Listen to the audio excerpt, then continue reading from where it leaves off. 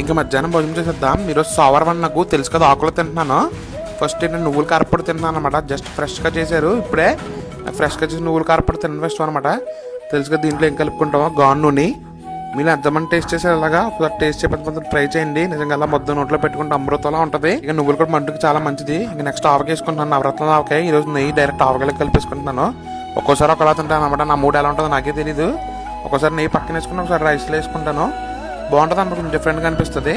ఇంక next item కాకరకాయ వేపుడు. ఇదైతే నాకు అసలు నచ్చదు, ఫస్ట్ టైం తింటున్నాను.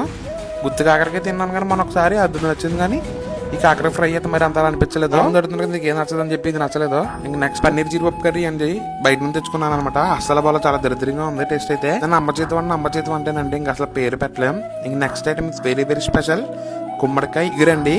బెల్లం వేసి పెడతారు, స్వీట్ గా చాలా బాగుంటుంది. మా గోదావరి సైడ్ వండుకుంటారు. ఇక వెల్లుల్లిపాయలు పోపులు అన్ని వేసి చాలా తీపిగా ఉంటుంది అనమాట. గుమ్మడికాయ కూడా చాలా మంచిది బాడీకి, నాకు చాలా ఇష్టం అనమాట. మా మమ్మీ చాలా రోజుల తర్వాత ఉండేది ఈ రోజు, చాలా బాగా అనిపించింది. చాలా ఎక్కువ తిన్నాను.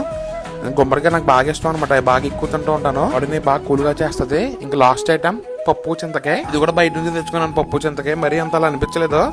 లోపల ఏంటంటే మన దగ్గర బూడిద గుమ్మడికాయ ఒడియాలు పెట్టారనమాట. బూడిద గుమ్మడికాయలు దొరికితే మనకి పైన గోదావరి చూపిస్తారంటే దాంట్లోకి వెళ్ళి కొనుక్కోవచ్చు. జస్ట్ ఫ్రెష్ బ్యాచ్ అయింది. ఇది ఒకటి, మధ్య ఒకటి, అన్ని కూడా దొరుకుతాయి. ఒకసారి చెక్ చేయండి.